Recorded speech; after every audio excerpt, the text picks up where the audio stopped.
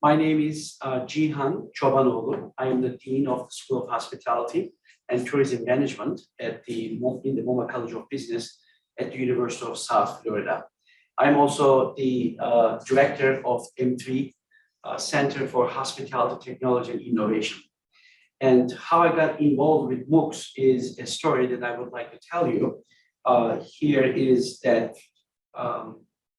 when the incidents of George Floyd started in 2020 after his murder, obviously, as you know, that there was a lot of discussion about DEI. So diversity, equity, and inclusion.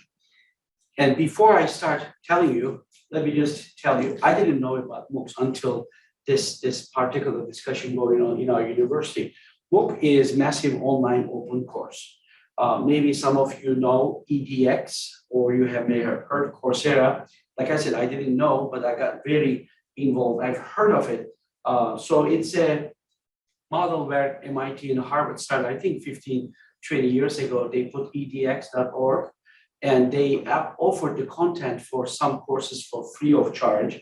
And then people, it was either through free, or if anybody wanted to get a certificate from whichever institution is offering, they paid a small fee. Compared to a tuition, it's very, very inexpensive, a lot of value there. So this is what it looks like, EDX. If you go there, still today, it's active, thousands of courses, put any kind of keyword there, from computer to coding to leadership to management to learning English.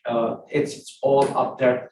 EDX actually was created by MIT and Stanford, but it got just sold to a company, a for-profit company. It was a not-for-profit organization, just $800 million. So you can see, and then there is also Coursera just became public.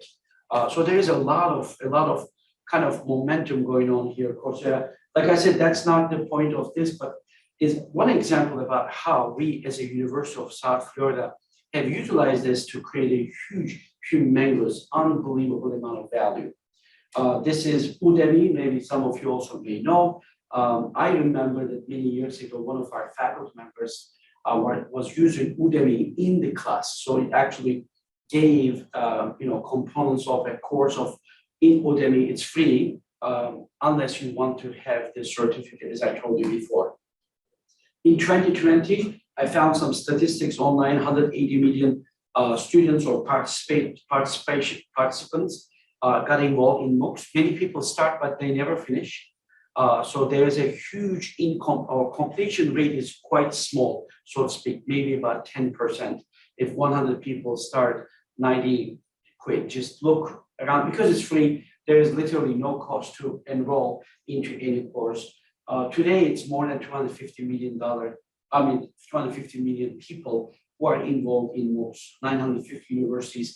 And I learned earlier that University of Maryland, the Smith Business School here, has a MOOC as well too. Like we also have one now. Before, so a lot of people are getting. Accessibility is a key issue here. All it takes is just the internet connection. Even a smartphone will do it. You can have access to these great contents. On that, our journey started again, as I told you earlier, George Floyd murder in 2020, in the mid of 2020. As you see here, got the greatest brochure in the world. A nation founded on the belief that all men are created equal. We are a nation of high-minded ideas. you may remember, that's what we've all sad been incidents. This year, a nation came to the realization many are still fighting. Just to remind you what happened in those times, triggered not only me as a person, but our dean, our faculty at the MoMA College of Business, everybody quite sad, and they felt that they needed to do something. So our dean has sent an email to our College of Business faculty, said that, look, we got to do something. Meet me at this time if you are interested to volunteer, to create something, whatever it is. So I joined that meeting, and we were talking, what can we do as a College of Business? And the idea came, hey, why don't we do a certificate program online?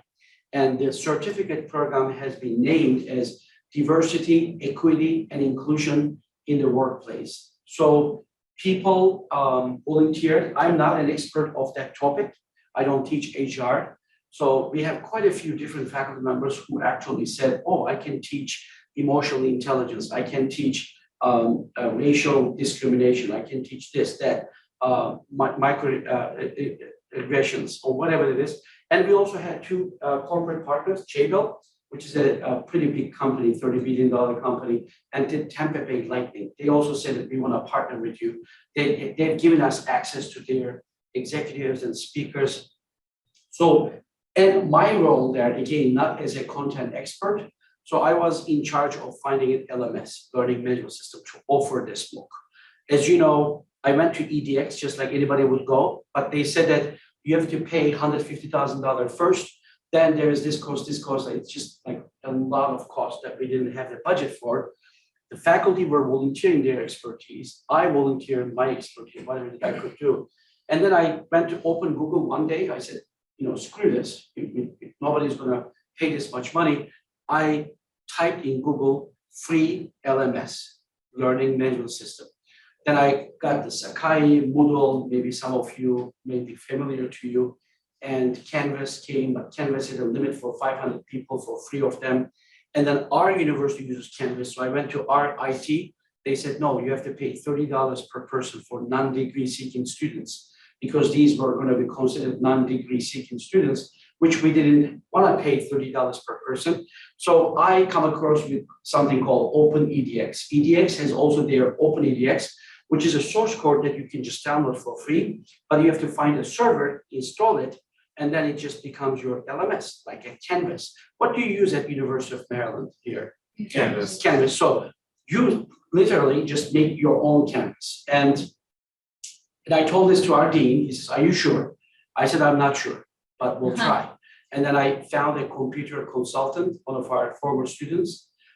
He got some service fees from Amazon for AWS. Again, these are technical things I don't really know, but he kind of educated me. And then we installed this OpenEDX, worked wonderful. We just test drive with 200, 300, 400 people. It was wonderful. And hence we created what you are going to see.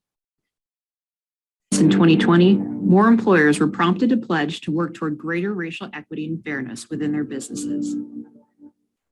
Organizations centered around growing the economy say diversity is something to consider. Organizations of all stripes have spent billions of dollars trying to get more members of underrepresented groups to the top, highest paying jobs. Corporate diversity and inclusion. Diversity in the workplace. How can industries close the racial disparities at the top?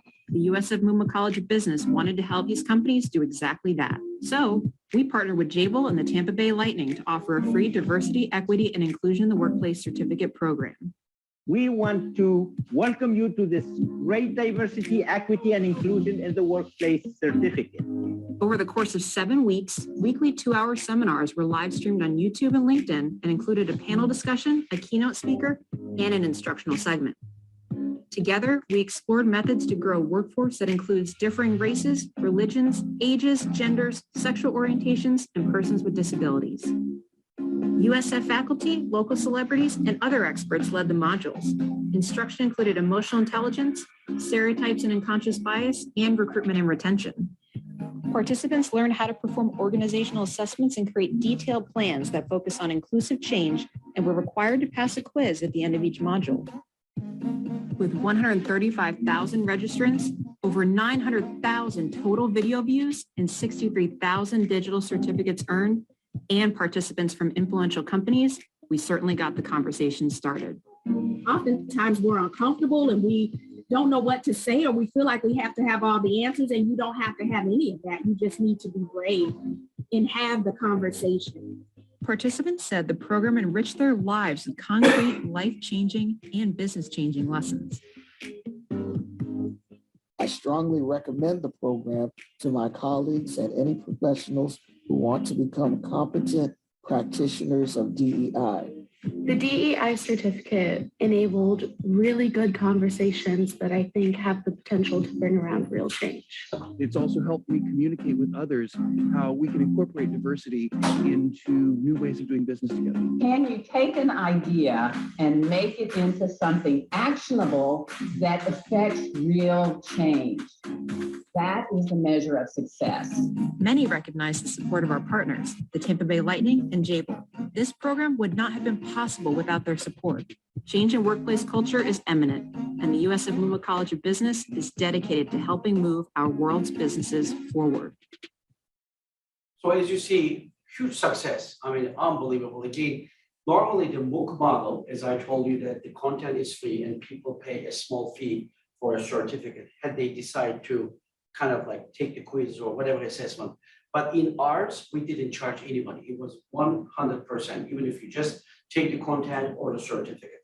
So hence, out of 135,000 people who signed up first cohort, 63,000 got the certificate. The other ones left it in between, which, you know, as you see that it's more than half of the people who completed, which is a huge success. But then we offered this again because there were so many people who were in the waiting list. And then the second model was just a regular MOOC model. Content is still free, quizzes, everything is free. But if you want the certificate, you pay $99. And interestingly enough, we didn't really have any idea how many people would have signed, but we are over $1 million right now on this in terms of value. So it's eye-opener. Wow. You know, $99 we got Boeing, you know, they signed up for 10,000 people. We are about to sign up. All of the Boeing employees are going to go through this certification. There is company after company contacting us. We want to do this. And then we are having a huge kind of like a interesting, I was talking earlier that, you know, when we started this had no monetary, zero financial considerations. We just wanted to do what was right at the time and still is, and then it's really going. And of course, the publicity portion of it is priceless. The amount of people who have earned more than 100,000 now, the certificate is just like very amazing. People just put everywhere they are doing your free publicity, putting on LinkedIn, the badges that came with it, credit badges that we give every person who earned that verifies their.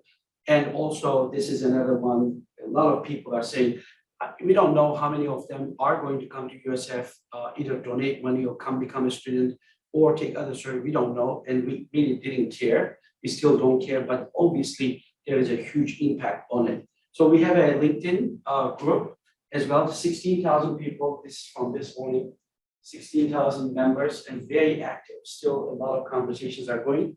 And so this is the MOOC, what it is on mooc.academiaessentials.org.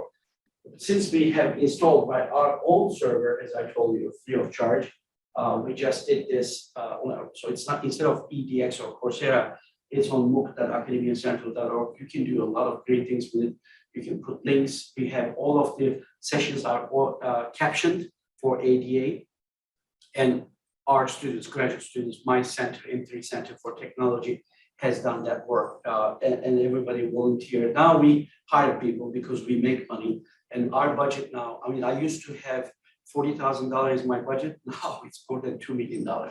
It's unbelievable. Like, it's unbelievable. So we are producing now 10 different books. So we hope to get about $10 million by the end of this year.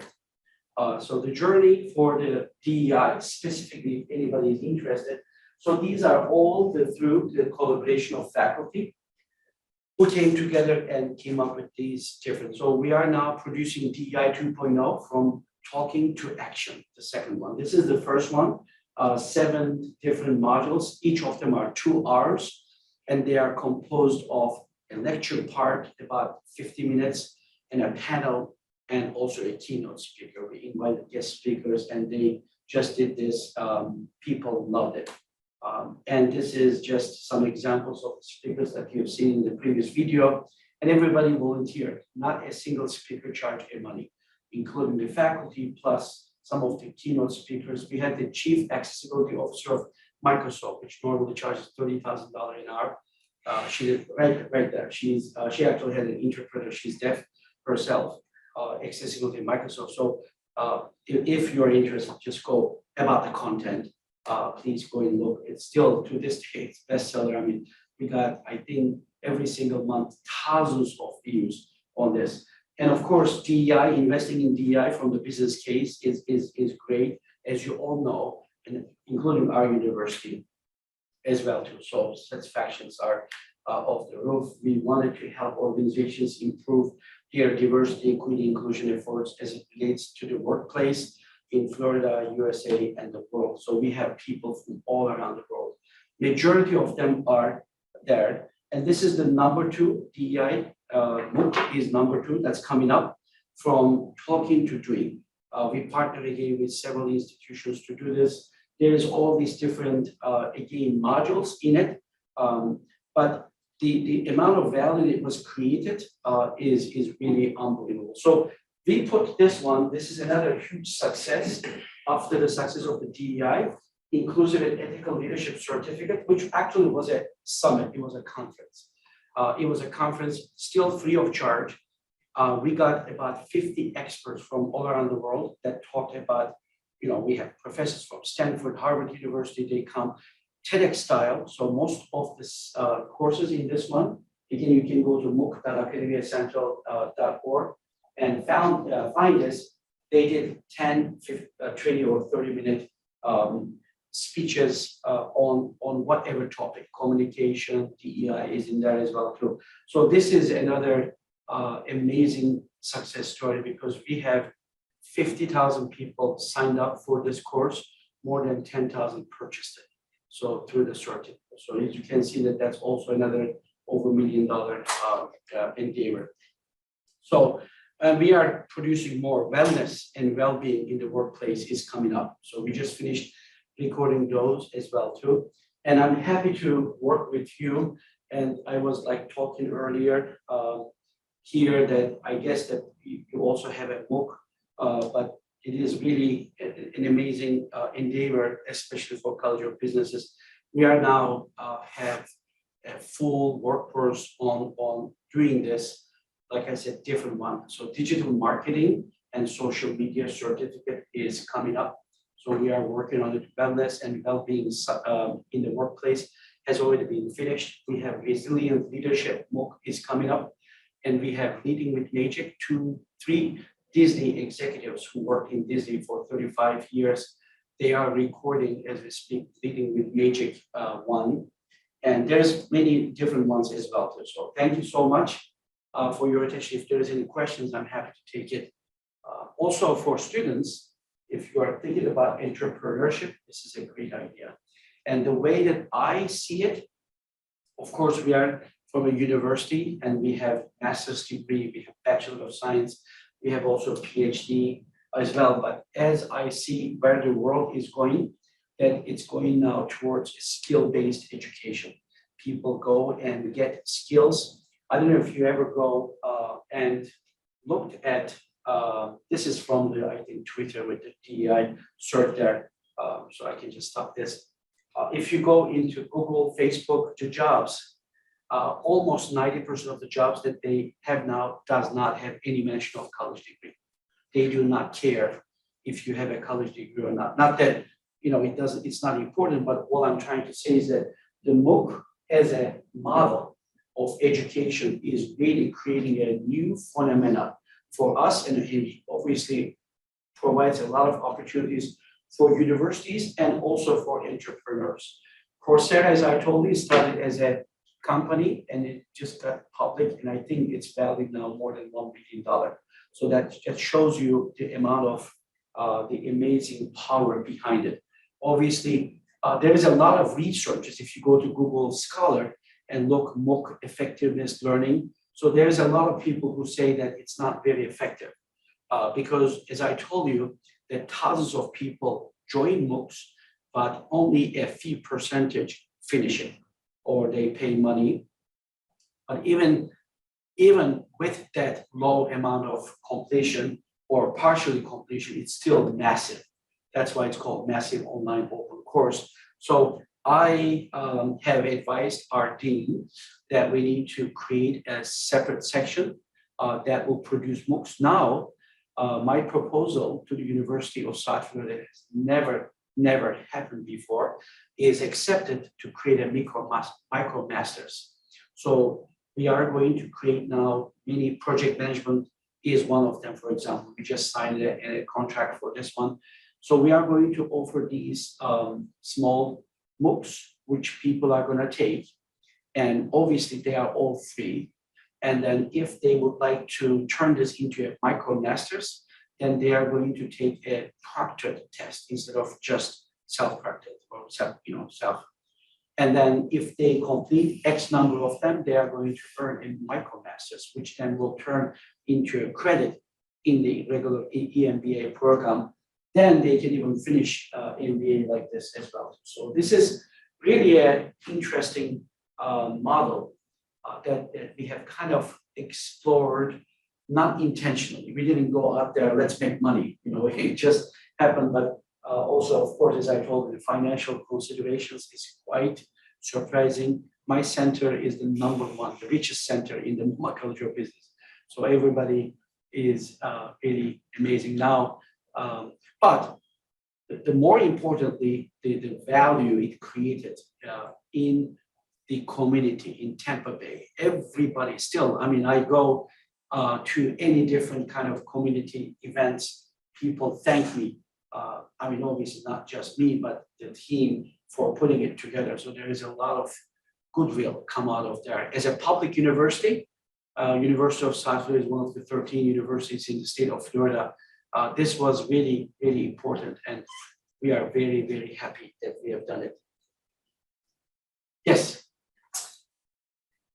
So coming from a hospitality background, you part of your audience are people in restaurants and hospitals that are heavily impacted on the DEI challenge.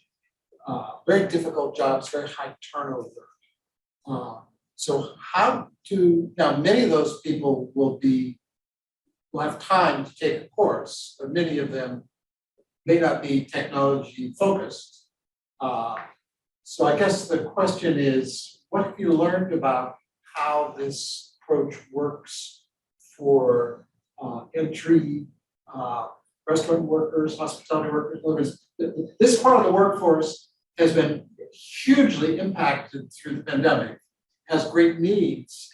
I'm not sure training is the highest and best need they have. They have other needs. So the question is, how do you help in those problems? Right. Hospitality industry is really interesting because I'm not a DEI expert, right? I am hospitality. I teach hospitality technology. That's if you go to my research, all of my articles about how hotels, restaurants use technology to do enhanced customer service or guest services, we call it.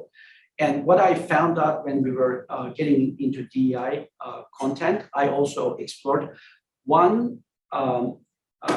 about 20% of the workforce in hospitality industry is African American, so 1 in 5. But when you look at the management level, any kind of managers, for example, front office manager, sales manager, restaurant manager, any kind of management levels, 1 in 65 managers are African American. So you see 20% are African American, but only 1 in 65. So you can calculate the percentage, very, very small percentage. So that's an eye opener, right? So now we are working on not MOOC, but another initiative is Leadership Academy for minority students in hospitality. I have in my university, in my college, we have about 500 students, of which only 10 of them are Black. So I never looked at that ratio. So we are now looking. I just actually May 17th, we are announcing $3.5 million gift from Aramark and also Mainsail Lodging Development that is going to do nothing but recruit minority students to the hospitality field. Aramark, maybe you may know them. I don't know if this university is managed by Aramark or not, but they are a food management company, very big. So they chip in $2.3 million for this effort after this, right? So we are going to be able to recruit students, which then, because we also have a partnership with another hotel company that has brands across Marriott, Hilton, Hyatt, IHG, and Choice hotels, 100 plus brands. So our students, when they come to University of South Florida, they graduate with an MIT Management in Training certificate, which normally students have to graduate first, then they apply to MIT program. If they are accepted, then they get in 18 months their MIT certificate, which means that they can go and become a manager. If that's Hilton. Core, my question is a course-based model with Right. 6 different 1-hour sessions, Right. the most obvious way that a junior food service worker is going to get skills and then they have. I'm wondering, first of all, time availability to do an hour session over 6 weeks, then may be hard, because there's a fall rate. And we know that not all of them are, they may, Technology savvy. yeah, they may do social media, but they may not be focused on course-based models. Exactly. So this is interesting. When you actually look at the MOOC is really, you don't really have to have any technology skills. I mean, it's really very simple, right? You just download an app or you just simply go to mookacademiacentral.org or edx.org. It is mobile friendly. It is also ADA compliant. So from the perspective of accessing, if you've got a smartphone and an internet access, you are there, right?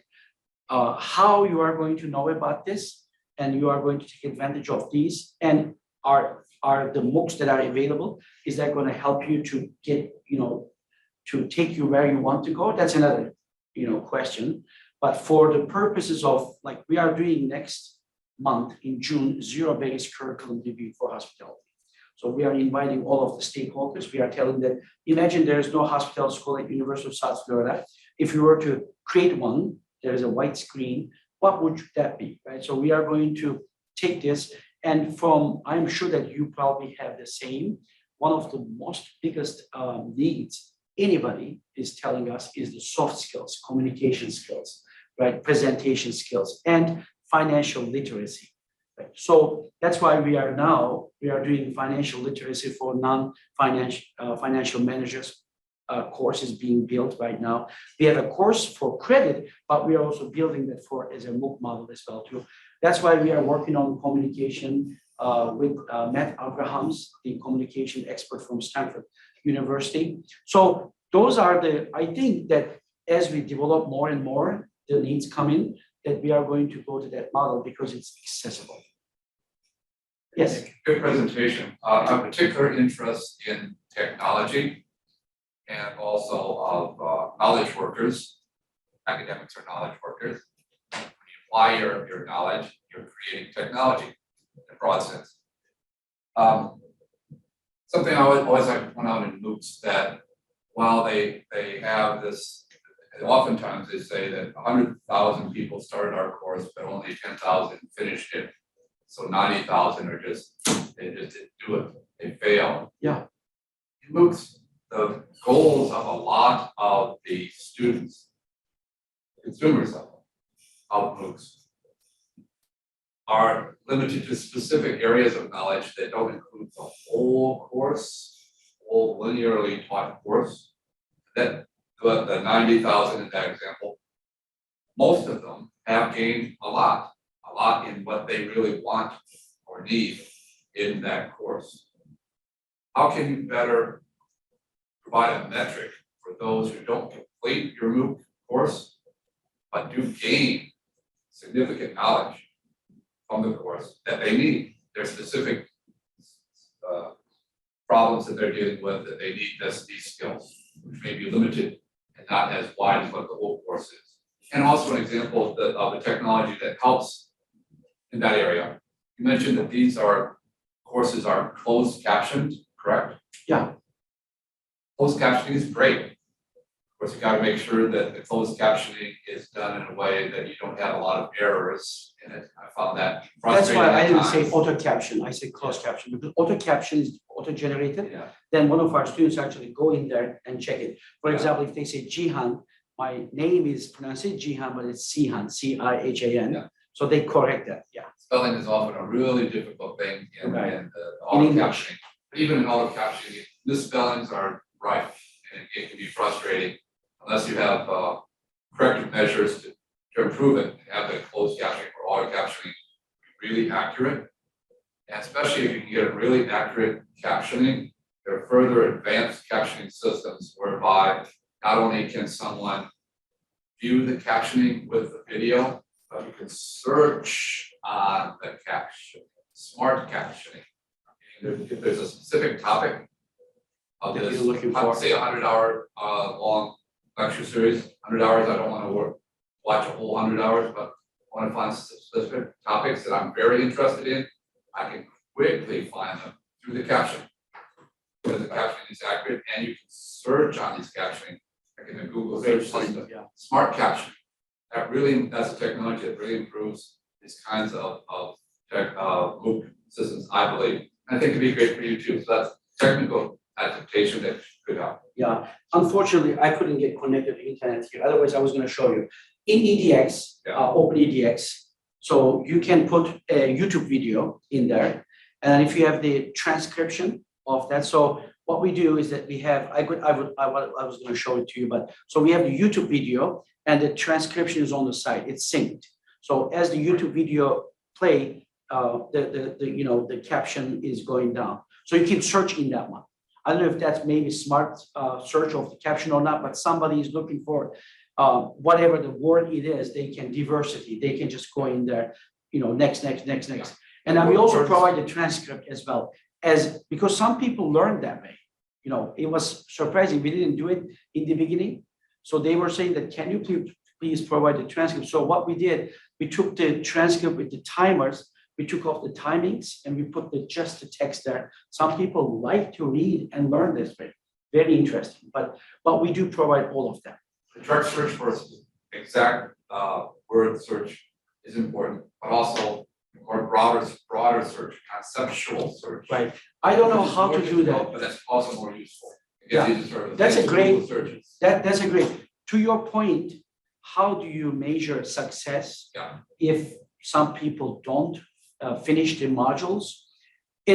I would love to know, but what I know is this, that in ours, 135,000, 65,000 people got a certificate, which means that they watch all the 7 modules and they pass the quizzes with 70% or more. So that's more than 50%, which is unbelievable. Actually, what I read in the statistics is only 3% that people finish the course. But 97%, at the University of South Florida, I don't know how it is here at University of Maryland, but we used to get funding based on the number of students we admit. Our governor said a few years ago, said that X this now, we are not going to give you money on this one. We're going to give you the money on how many students graduate. So if you get 100 students and 50 graduate, your budget is cut 50% because you are taking students and you're wasting the resources. In MOOC, it's the other way. The more people you get, the better it is. I don't know how to measure that, but as far as I'm concerned, EDX gives us a statistics, how many hours the video has been watched, the transcript and everything. So when I see those numbers, I see that people are really looking for a specific module. Module 6 is watched more than the others. That means that people who are going there, they are really looking consciously for that module. So to me, that's success. You're going to say something? Yeah, it's funny because you mentioned like Google and other places are not requiring degrees anymore, right? As we're doing like a skills-based economy, and the MOOCs are providing some of these skills. And what I find so interesting is that the University of South Florida almost seems like you're creating a competition for their own regular degree. And it's kind of, I would have thought a university would never do that. Right, exactly. This is the reason we never had MOOC. This is the reason why we have MOOC. But what is really changing, because being scared is not it's going to come, right? So you need to get ready. So that's what I actually use our leaders in the university to convince them to get the MicroMasters. So this is going to be new, even if you like it or not like it. 20 years from today, the education model will be very different than what it is today, because you see the trends. People are finding jobs without going to college. So who wants to spend 4 years of their time? If you had the choice, right? 4 years of time and $100,000 debt versus you can take 15 MOOCs on search engine optimization. Right. And that will get you a job for $75,000 a year. What would you do? Right, You of would just course. go take it, right, in 8 months and land a job for 75,000 versus if you spend 4 years, there's not even guarantee that you're gonna get that much money. So you're right, we are cannibal, I'm just cutting the branch that I'm sitting in. Right. But what I'm trying to do is that while I'm doing that, I need to go to the other side. And then when I cut it, so I don't fall. Right. I get ready. So, and what I always told people that you have to give people choices, right? If this is happening, you can't just like, oh, no, it's gonna hurt me. You have to look there and then get ready and maybe integrate it into your current model, the Right. traditional model. Hey, if you take this MOOC, and then for discount, you can apply to this degree. So instead of 4 years, maybe you graduate in 2.5 years. Right, right. So this is what's gonna happen, and I already see it in Amazing. places it's happening. Google has their own MOOCs actually. Google, before you hire, they, like I said, go and check it out, I mean, yourself. Before you actually take a job, they say that if you take this course and pass it, I will hire you. Really? Yeah, for very, very little money, it's almost free. Wow. Yeah. So they That's were great. tired of the lack of talent. Right. Because they look at all these graduates of universities, they don't have what Specific. they are looking for, Right. right? For coding, for example, Right. for, like I said, search engine optimization, whatever that might be. Hmm. So it's gonna get there. Wow. Well, that's a good perspective, certainly from Google, looking for specific employees. I'll certainly stand up also for the advantages of a liberal education, a broad liberal education, in addition to your technical specialties. So combining. See, that's both. why I said choice. So you need to be able to prepare yourself. Absolutely right. I'm not discounting the liberal education part, the humanities, all the other things that students need to get. But it is reality right now. So for those companies, those skills maybe are not that important. Who knows? As they do it, maybe they'll say, that, you know what, this is still missing. So we need to get that. Maybe they'll be part of that. But regardless of what it is, I think that we need to be able to look at what is driving around innovation and maybe even integrating humanities, other things into this model as well too. That's why we are incorporating communication into it. We are incorporating critical thinking into our MOOC model right now. So we are doing a new MOOC, critical and creative thinking MOOC as well too. That's cool. Yeah, it's interesting. Thank you. Thank you very much. Thank you Yeah, so thanks much. a I lot. appreciate it. Thanks for your interest.